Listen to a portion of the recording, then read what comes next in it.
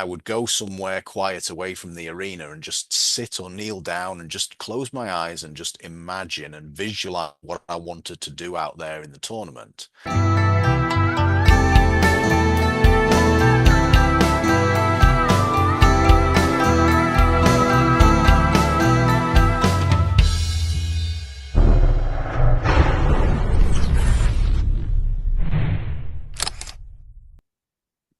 Hello, Stuart, the Mind Coach. Thank you for your time to come in. How are you today?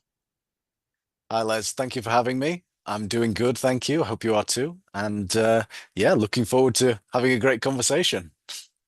Awesome. So we met on the Sensei Raj's Soren Mind Warrior Mind or something like that conference. Sorry, my memory is terrible, so everything is escaping me. But yeah, I've been kind of interested in your transition from martial arts to hypnotherapy and Mhm. kind of supporting people, and you become as well a personal trainer and using all those skills into making people's life better. Can you share Mhm. with us your kind of origin story and all those Mm. successes behind you on the shelf? Yes, of course. So I started training in Taekwondo when I was 6 years old. And that's really where my entire journey in martial arts, but also in the work that I do, started from. I truly believe that. And I was always a big fan of Bruce Lee, even at such a young age, because my dad was, at school during the Bruce Lee boom in the early 70s. And so we always had the VHS tapes of Enter the Dragon and Fist of Fury and things like that in the house. And I remember watching them with him, even at such a Mm, young age. And purely by chance, my hometown, certainly at that time as well, was a real hotbed for martial arts as a whole, but specifically Taekwondo. And so much so that my first instructor competed in the Olympics in Barcelona for Great Britain, and the master instructor of the club was the Great Britain coach at the time. mhm. And this was the club that was less than a mile away from my house. And so from day one, I was having really high level tuition. And at that time, I loved it. I wanted to emulate Bruce Lee. I wanted to be like him. So I was all in with the martial arts. I loved it. And I was competing, but I wasn't having a lot of success in competition at the time. I didn't really enjoy the competition side of things at that point. I enjoyed the martial arts side of things rather than the fighting and the competition. And I love the technique and learning the patterns and the drills and all of that sort of stuff. It's just the competition side wasn't really my thing at that age, but I still did it and worked my way up through the belt system. And when I was almost 9, I tested for my black belt for the first time. And this was really the one of the key moments in my personal journey and in my martial arts journey because my instructors had told me that I would walk it, Mhm. meaning that I would pass without issue, really. And I can't honestly remember if that made me a bit complacent or if I went in overconfident. I don't honestly know. But I remember that there was a coach load of students from all the different clubs in Doncaster, my hometown, heading down to Stevenage for the big black belt grading, in which probably around 10 or so masters and grandmasters from Korea had flown in for it. And obviously, they didn't know any of us from Adam, really. Mhm. And there was probably between 200 and 300 students testing that day for first Dan, and then a few for second, third, and fourth Dans who were a bit older. And at the end of the grading, I still contend that it's a bit harsh how they delivered the news as to whether you'd passed or not, but it's all part of the journey. It's fine now. Mhm. I remember we were all sat cross-legged at the end of the grading and having done everything at that point. And if you'd passed, the spokesperson for the panel read your name out. And if you'd failed, they just skipped you. And that was it. That was end of discussion, you know, on you go. And so I remember that the child sat next to me to my right, his name was read out. And so, of course, I'm thinking, right, I'm next, I'm next. And they skipped me to go to the person on my left. And so I was absolutely heartbroken, absolutely devastated. And it turns out that the panel were particularly harsh that day for whatever reason. And of the 50 or so students that went down on the coach that day from my hometown, only three passed. Wow. And yeah, it was unbelievable.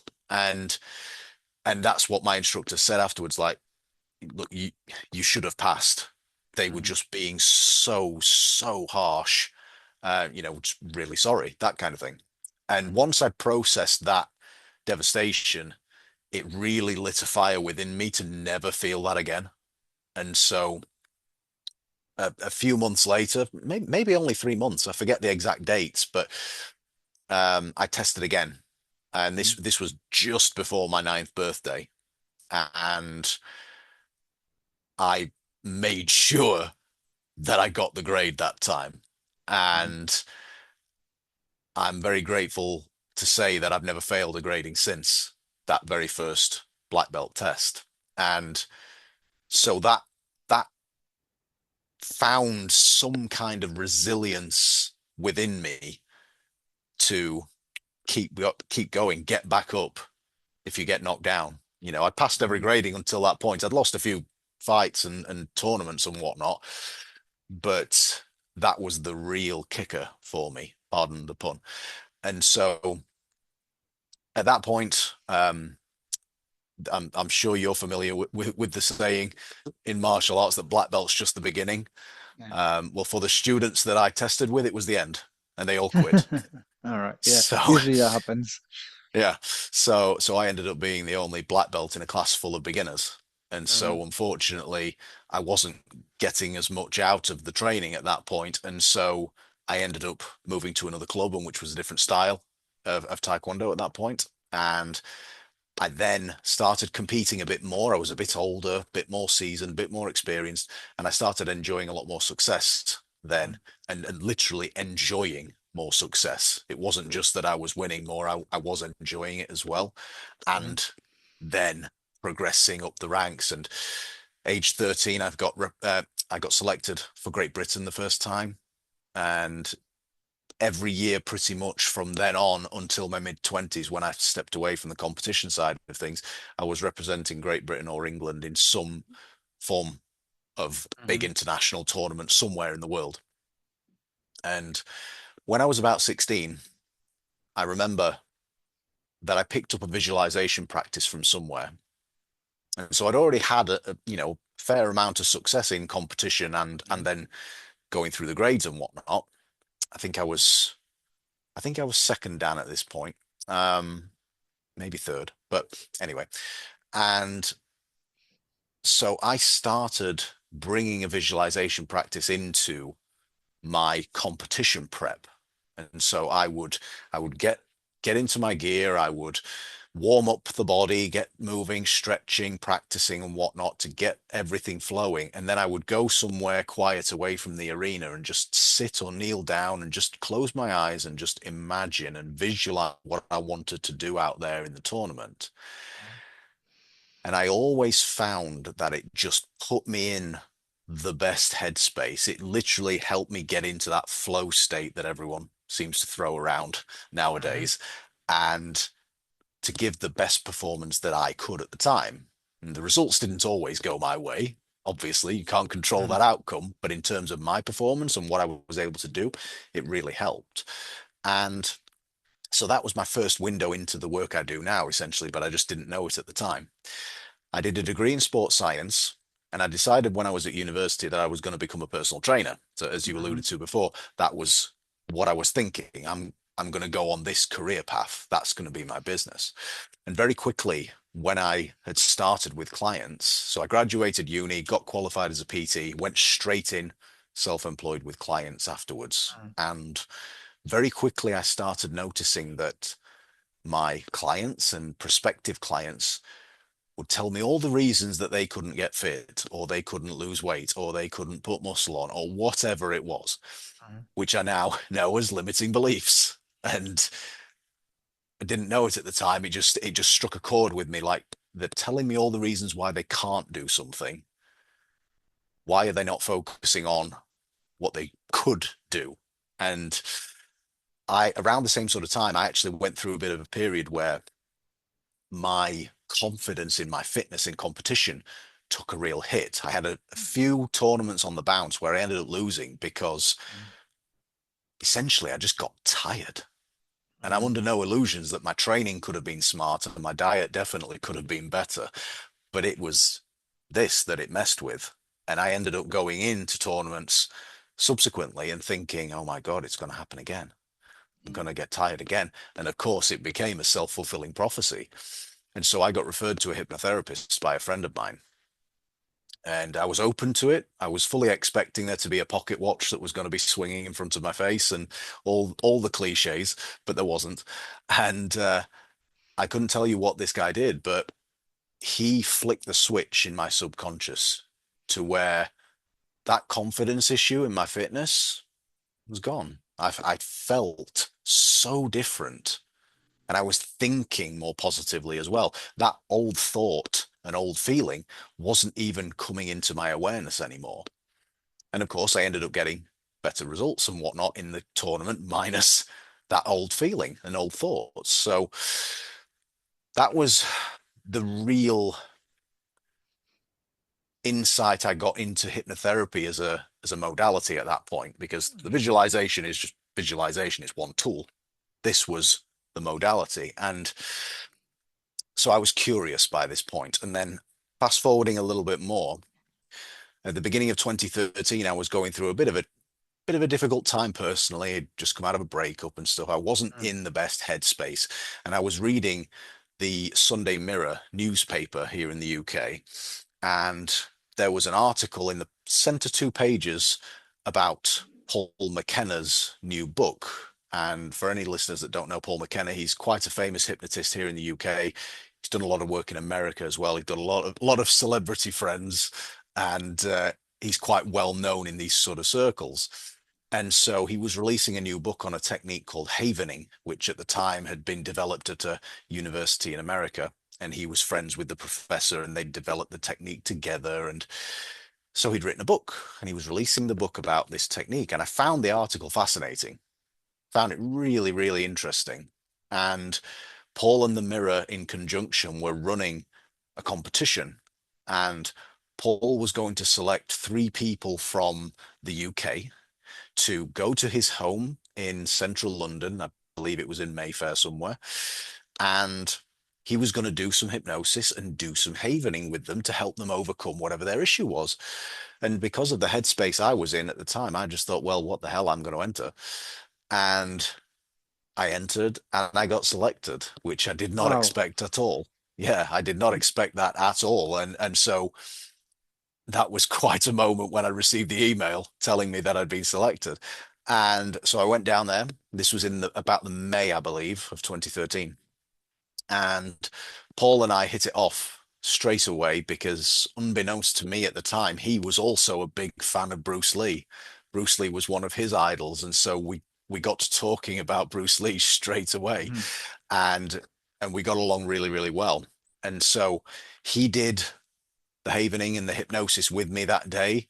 And once again, it just really shifted the way that I was thinking and feeling, to the point where the images that I was conjuring in my mind that were contributing to the feelings I was feeling and vice versa went from being, 8K ultra HD crystal clear visions to blurry gray imagery. And Mhm. that's not any kind of a fabrication. That's literally what I would see in my mind after he'd done the work with me that day.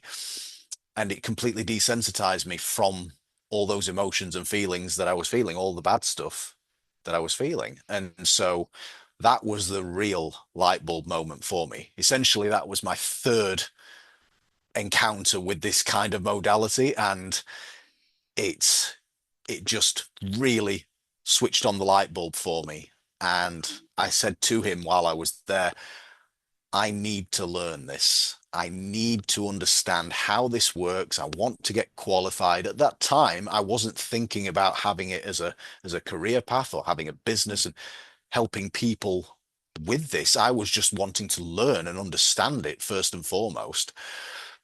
The business side of things came afterwards when I saw the potential of it. And so he said, look, you should study the NLP practitioner qualification with Dr. Richard Bandler first. He's the co-founder of NLP, Neuro Linguistic Programming. He's my mentor, and he taught me everything I know. So you should start with him. So Mm, that's what I did. I studied with Dr. Bandler in London, and straight away off the back of that, through the wonders of Google Ads, it was the time when you could see Google Ads down the side of your email while you were mm, logged into your inbox. I noticed an advert for a clinical hypnotherapy qualification running in my hometown that was offering a free taster weekend. Go along for the weekend, learn the very foundations, the very basics, and then if you want to book onto the full qualification, you have the option to do that. So I went along with no intention of booking onto the full thing because I'd just spent a couple £1,000 on the previous qualification, literally the month before. mm, And it just really resonated with me while I was there. I'm very blessed to have a good voice for it naturally, and I'm mm, quite aware of how to use it as well to elicit certain effects. And in addition to that, I was doing things on that day and during the practice sessions that they hadn't taught to us, mm, that were just intuitive to me.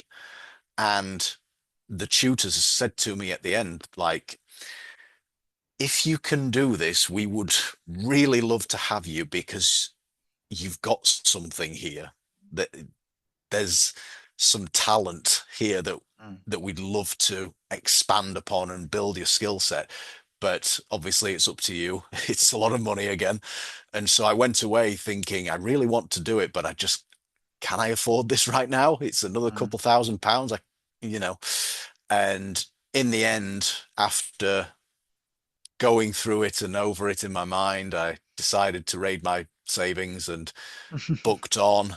And by June 2014, I was fully qualified, and I've been working with clients ever since. I was still a PT full time at that time, and I was working with clients on the side. And then in the last mm, few years since COVID is when I've fully shifted over to doing the work I do now.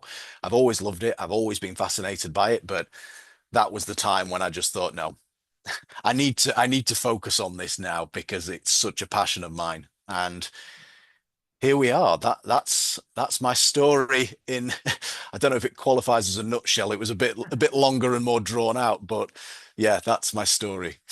There's lots of to unpack, and I think it Mm, feels like the universe was just aligning to get you there. It's everything like fell in the pieces that your path like pre-designed if you believe in that kind of things. But I'm a firm believer that if you put an effort in it, the doors opening everywhere. Even if one shuts, the other opens, and it guides you to where you're meant to be. I'm gonna start mm, from the beginning. So, um, mm, in Taekwondo the early black belts qualify as a full black belt, or is it the junior and then you have to do it again? mm. So at the time that I tested, I can't speak to what it is now, Hmm. uh, but at the time I tested for what they call a poom belt. So it's a half red, half black. It is a Hmm. junior black belt, and then once you, for lack of a better phrase, come of age, then you can be upgraded to a full black belt. Yeah, it's the same thing, but just signifies that you're a junior. Yeah, okay. Yeah. You said about using the visualization. So I've been Mm, using visualization in my karate competition since 1997. That was something we done in a dojo. Uh, mm, this ties in with a mental setup you've been mentioning as well. So mm, I've been training with my friend, exactly same training, exactly same methods. He is 12 times world champion. I never won mm, a major tournament, right? But I mm, think that what you've been saying, that when you start losing a little bit, that your mindset shifted and you've been self-sabotaging yourself. And I Mm, think that for me, it was very much like that. But from my previous experiences, so my dad always was putting us down, and I lost lots of self-belief and self-worth. And every time I was going mm, towards the competitions, I was putting myself down. And it's like, oh, if I win one fight, I'm happy. I lose completely my mm, motivation. It's just, I done my job. I, I proven to myself I can do it. I don't need to fight. I just literally couldn't explain to myself how it happens. But which for a very, very long time, I've been kind of self-sab. Now I can see it, right? mm, Self-sabotaging myself, telling myself that, you do this, you'll be okay. You don't have to do more. All from the fear of being judged and people on spectators, laughing at me and so on and so on. How did you deal with that pressure stepping out? Is there a like for example, my son thrives. If he's got the audience, he comes out of his shell. He's super, mm. outspoken and everything. Have you been always like that, outspoken? You enjoy the crowd looking at you, or did you have to make yourself through that visualization, through the coaching, to kind of come out and get used to that pressure? It's a good question, Les. And I've always been an introvert, essentially. I'm very happy in my own company. I have no desire to be the life and soul of the party or the center of attention, anything like that. It's just not me. And in terms of the competition side of things and the performing in front of crowds and in front of your peers and then judges and referees and opposing fighters, the whole thing. For me, I if I'm psychoanalyzing myself, I think at that younger age where I realized that I was good enough to compete, Mm, the feeling of winning actually boosted my confidence. And so that superseded any external pressures from being in front of a big crowd and a big amount of people. And so for me, I think previous to that, a bit like you said there, when I was young and paralleling to your experience there, I would self-sabotage and talk myself down and like I didn't win a fight for probably the first couple of years of training because I just didn't want to be there. mhm, I didn't like it, didn't want to be there. And once I've won that first one and I went through the adversity of the black belt that I talked about before, and then changing clubs and starting to have success in the competitive side of things, it really built up the not reliance, but the appeal of that winning feeling mhm. and getting the shiny trophy at the end. And so that was the main driving force pulling me towards it rather than focusing on the pressures of actually performing in front of crowds. I hope that answers the question. Yeah, yeah. Um, Mm, how did you deal? Because I can imagine never been in that situation, but when you're representing the UK for so many competitions, you won mm, one championship, second, third, then 20th. Is that pressure built up to be all the time the best? How do you deal with, when you are upcoming, you've mm, got that thirst for winning, right? You want to be mm. champion. But then, Yeah. at least that's my understanding when the boxers talk about it. When you are at the top, it's Mm, much harder to motivate yourself because you're not chasing mm, anything. Now you just have to keep it and don't give it mm, away. How that was for you, and have you felt that pressure, and how did you deal with it? mm. Yeah, thank you for asking that. That's a really good question. And I completely concur. When you're on the way up, you've got that hunger. You want to be the best. You want to win. And then when you get to the top, like you say, it's arguably harder then to maintain it and keep that motivation. And for me, it wasn't it wasn't so much a case of thinking about maintaining it and because that's almost like a mindset of thinking I don't want I'm avoiding losing. I don't want to Mm, lose rather than wanting to win. And yeah. for me, I just had such a strong conviction, and it was a conviction rather than a belief. It was so robust. It was a complete conviction, and it could be, completely classified as having a big ego. Mhm. But at the time, I was just so sure that I was the best.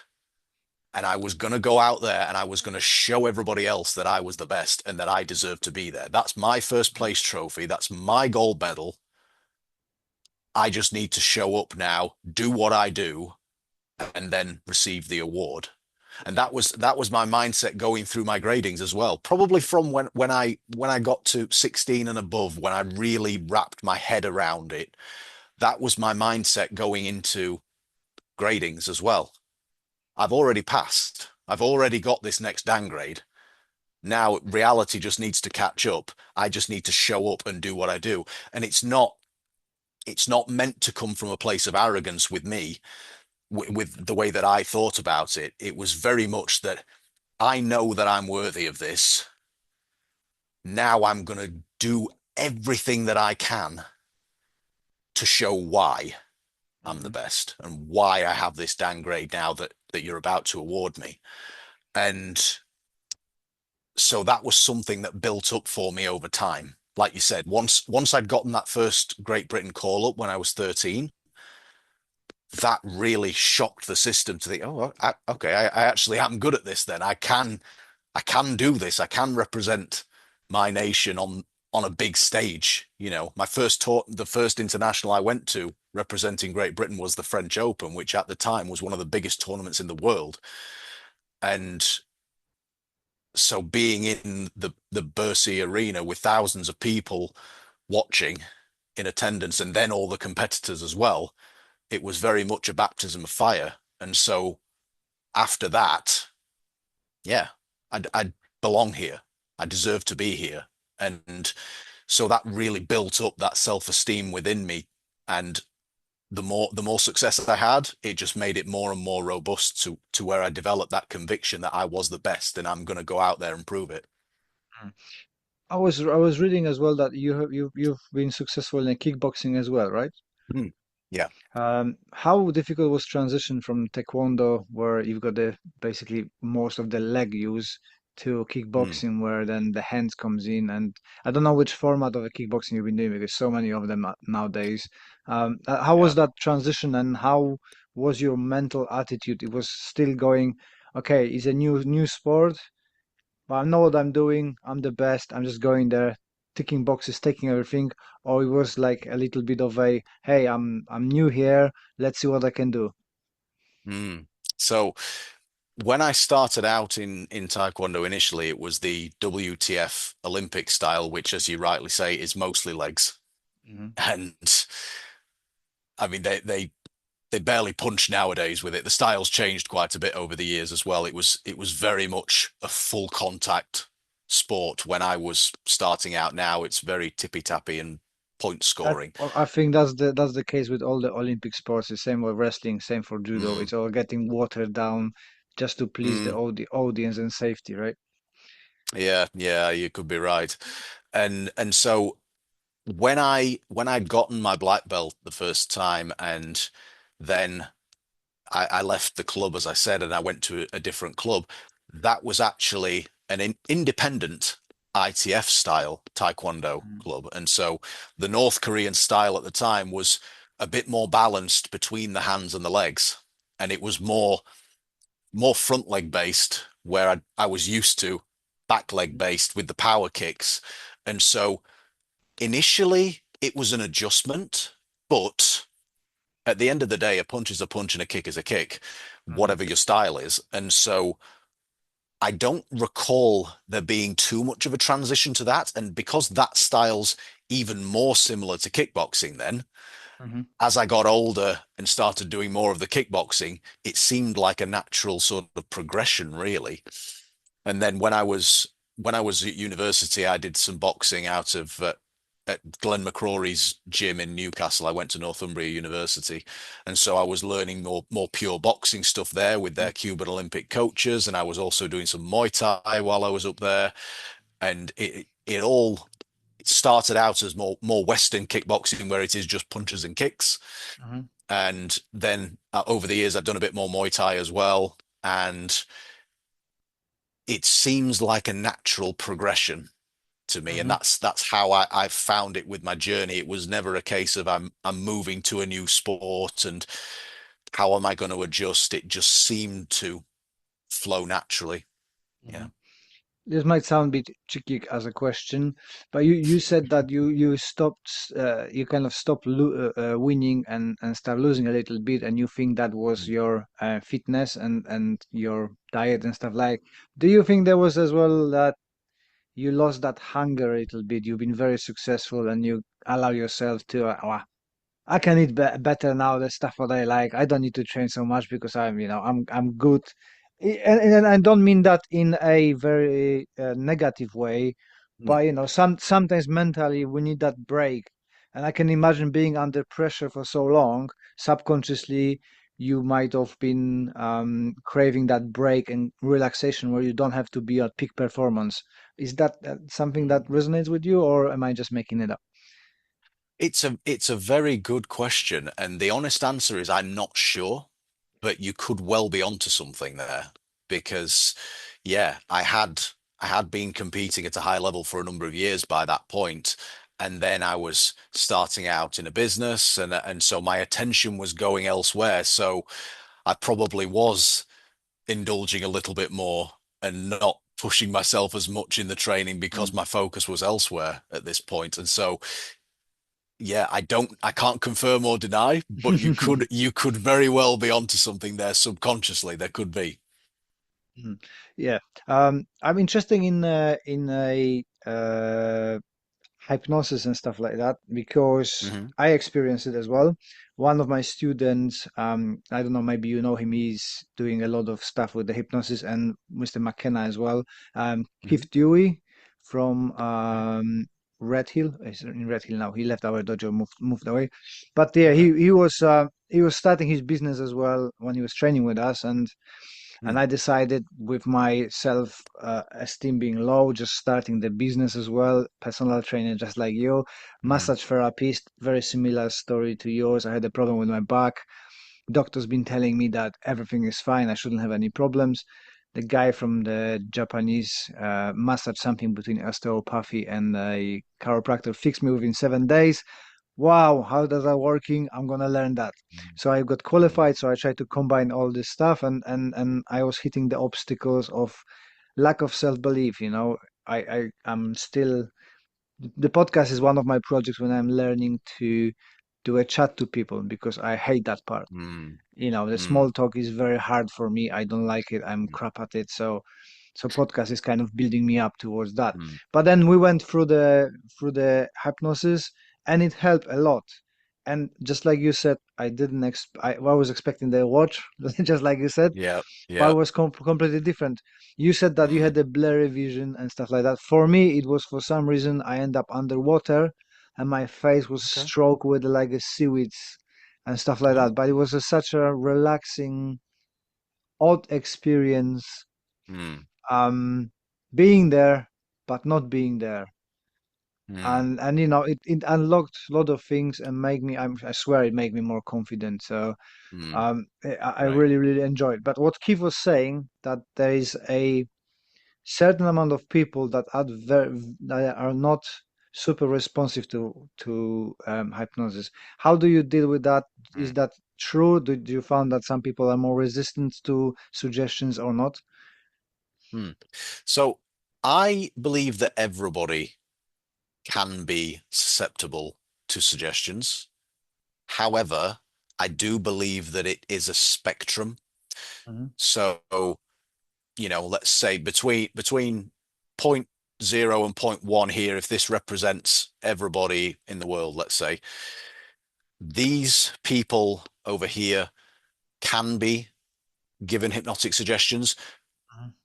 but it's not going to be as effective, or it might take more work to get them to be a bit more susceptible to it. Whereas the people over here are what we would term as somnambulists, where I could do the classic thing of sleep. Hmm. in the and just in the street, and they would just go. And again, I believe that there's a minority at either end. Hmm. Most people are somewhere in the middle along that spectrum. And I think a big part of it is allowing yourself to go there.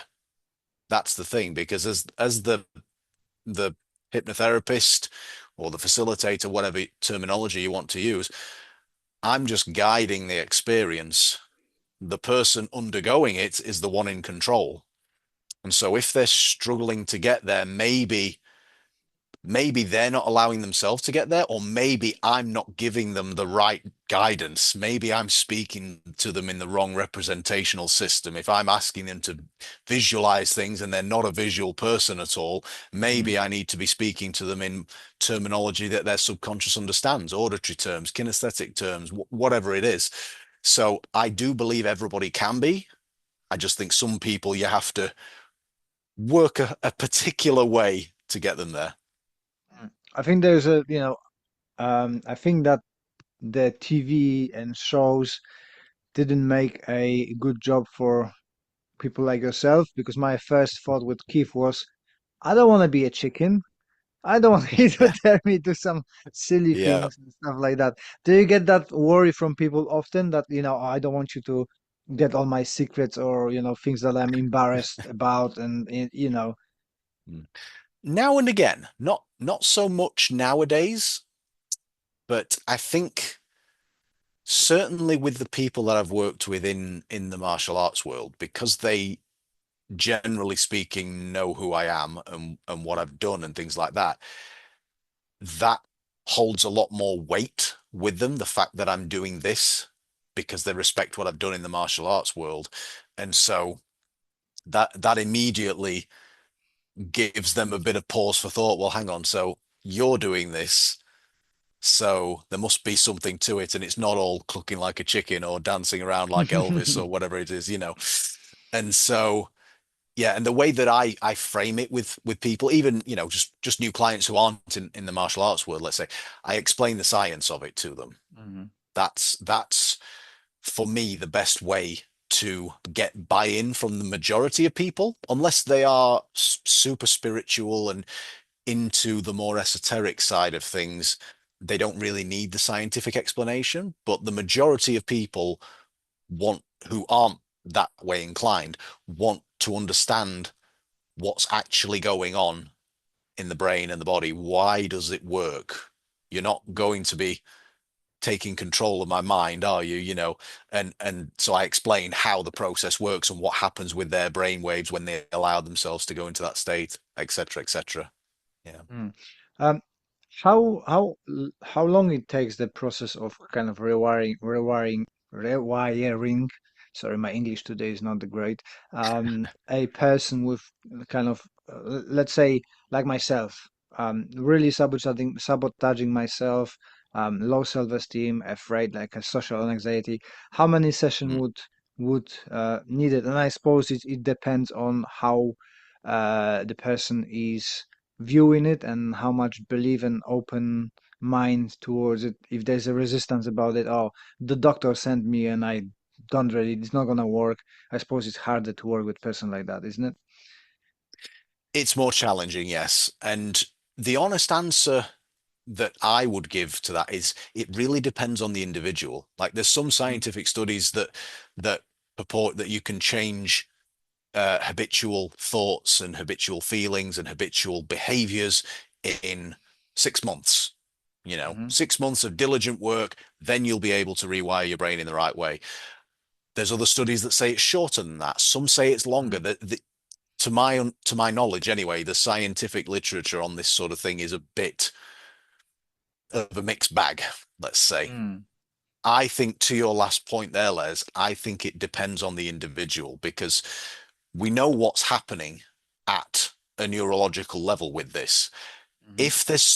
If we look at it purely from a logical standpoint, even though when we're in hypnosis, we're not in the logical world, but let's look at it Mhm. logically and physiologically. If you have a particular thought or feeling or way of behaving that you've been essentially rehearsing and practicing for 40 years, the connection between those neurons in the brain that is informing that is really strong. It's really robust. The same way that when you've been training in martial arts for 40 years, your movement patterns, your technique is so strong you could do it in the depths of sleep without Mm. any conscious awareness because it's so ingrained within you. This is the same. And so in order to atrophy those connections and fire and wire new thoughts, feelings, and behaviors elsewhere in the brain with different neurons, it might take a little bit more work to atrophy these and eventually prune the synapses to get this new thought, feeling, or behavior fully ingrained and fully installed. That's why I tend to work with people over a minimum of 8 weeks to Mhm. really make sure that whatever their wiring is like, for lack of a better phrase, we're giving it a really good chance of change, psychologically, emotionally, and behaviorally in that space of time. And if we don't get the full thing, we're well on the way to it.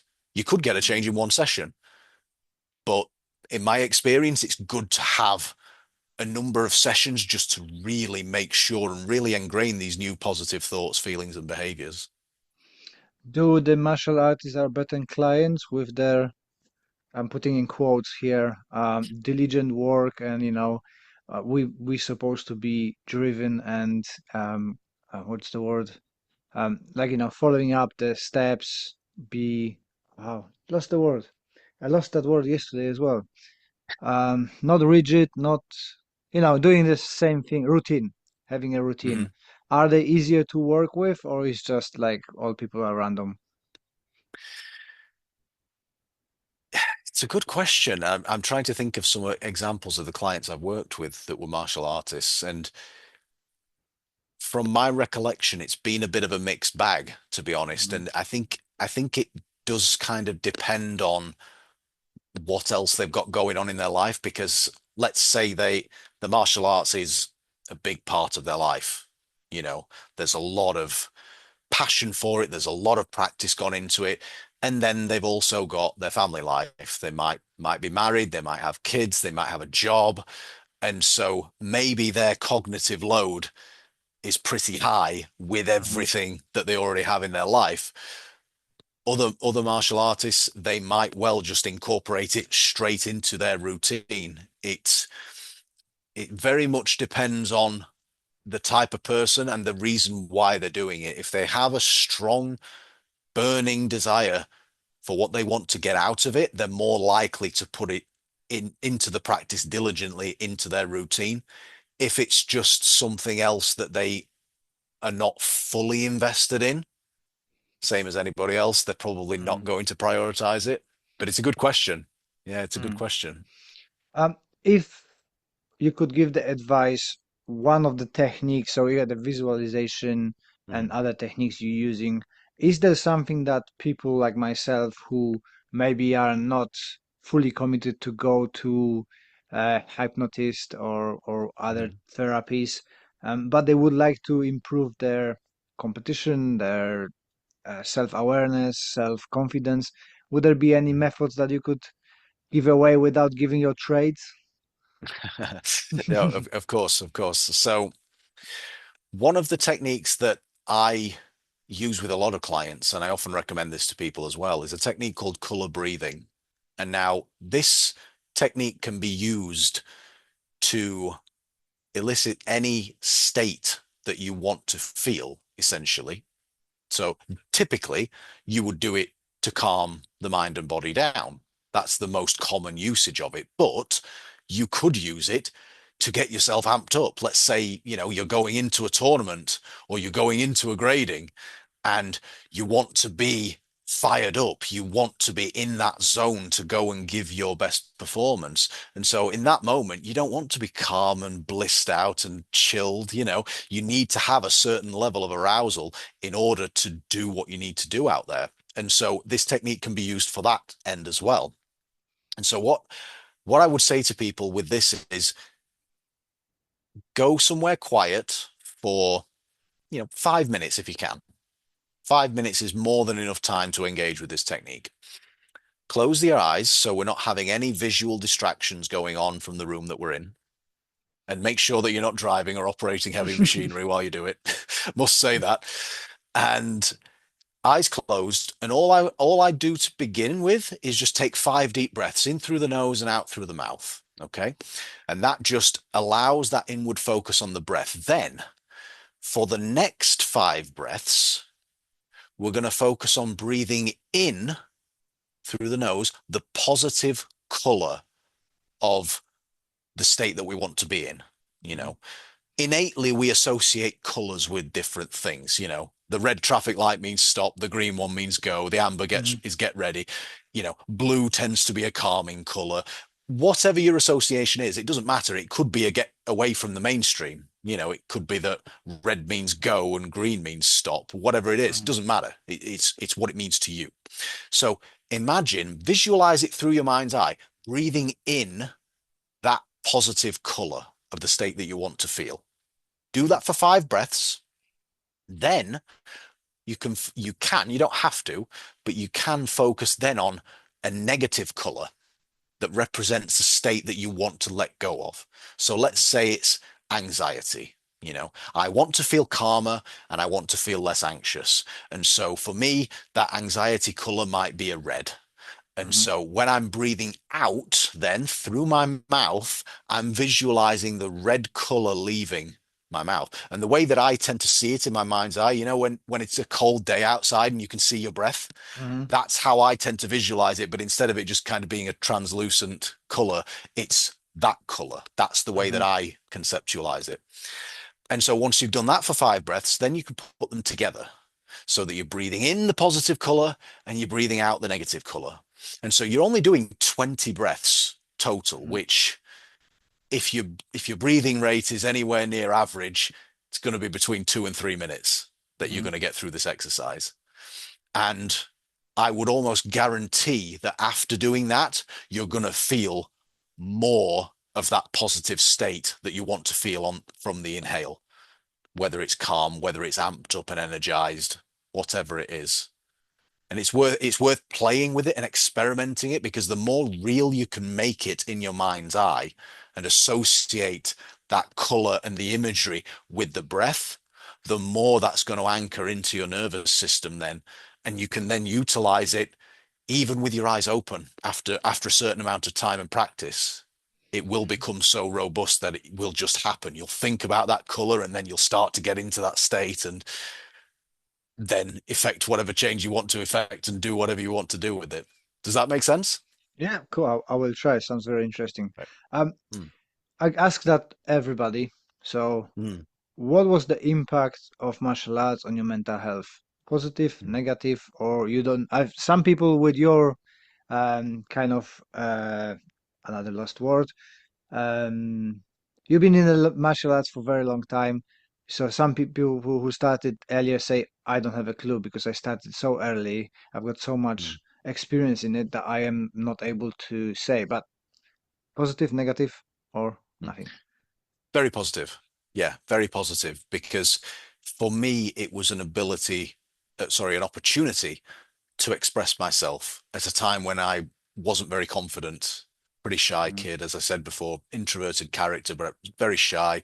Went through some bullying at school, and it was an outlet for me in something that made me feel good and boosted my confidence. So all in all, outside of the competition stuff, just doing martial arts really filled me with confidence.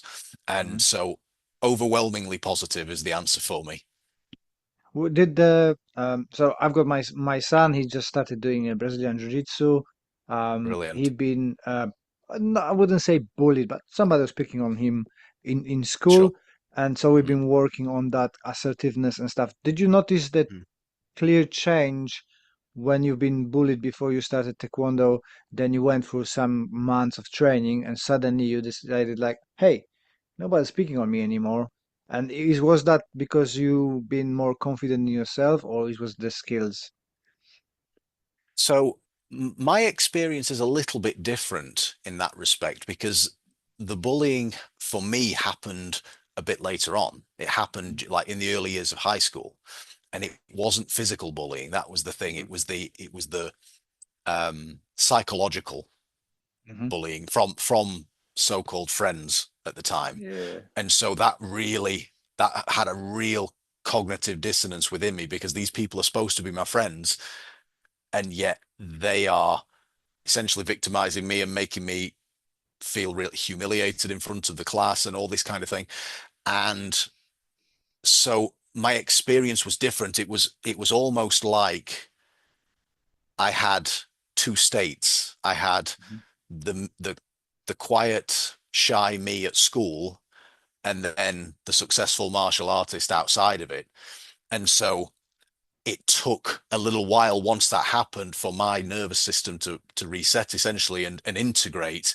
And it Mm-hmm. wasn't until I got a little bit older then when I got to kind of 14 years old, give or take, Mm-hmm. that I actually started integrating the martial arts a little bit more then and that confidence back into myself after a while. So there was a bit of separation in those like very early teenage years, sort of 12, 13, that sort of time. When I started breaking out in the martial arts and having more competitive success, that's when things were actually quite bad at school.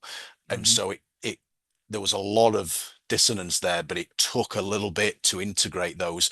And once I'd gotten over that hump, then it all came to fruition with my confidence, Mm-hmm. etc. But yeah, so my experience is a little bit different, but in general terms, martial arts training gives you that confidence. It gave me the confidence early. It gave me the Mm-hmm. confidence early. If the bullying had been physical at school, it might well have been different because I could handle myself in that. But because it Yeah. was psychological, it was different. Mm-hmm. But yeah, in terms of getting getting your son into BJJ and then learning the techniques, but then also learning the values and learning about how to dissolve a situation before it Mm-hmm. gets to anything, how to carry himself, such great skills to adopt and learn at a young age so that then as he gets older, he's going to have all that innately anyway.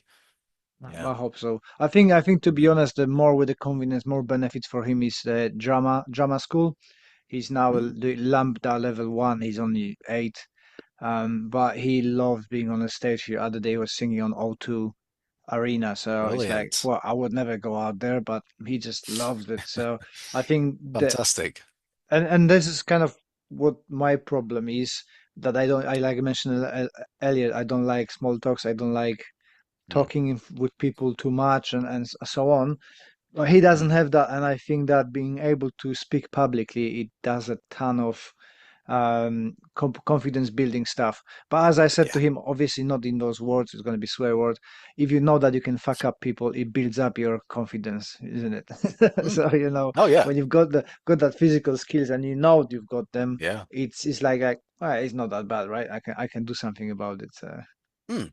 That's it. You do just carry yourself differently than when Mm. you know you have those skills to back it up.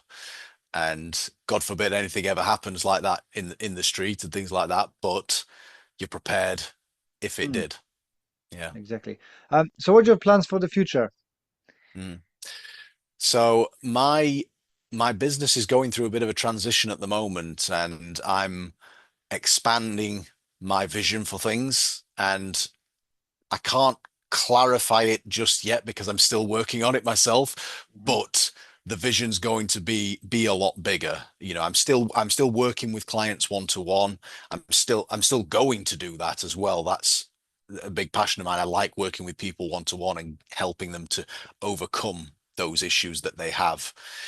But I'm also going to be expanding these a little bit, maybe doing some public speaking stuff in the future, going to be working in different markets as well with other business owners. So there's a lot of things changing, but I will continue working with clients one to one as long as it's within my remit and I have the time for them as Mhm. well, which I fully intend to keep working with at least 10 clients a month. That's the idea for me. But yeah, lots of Mhm. changes going on. Where people can find you? Sure. So my website is www.themindcoach.co.uk, and that's all one word, no hyphens or underscores. Social media, I am on Instagram at the Mind Coach UK. Again, all one word. Facebook, I tend to interact more on my personal profile on Facebook rather than my business page. So it's just Stuart Wade, and it's a picture. My profile picture is a picture of me, a bit like this, with the headphones on and whatnot, in front of the trophies.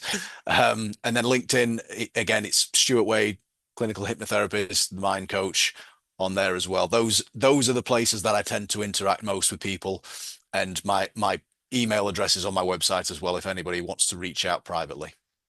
Cool. Thank you very much. It was wonderful chatting to you. Thank you for the time, Les. It's been great. I've really enjoyed it. Thank you.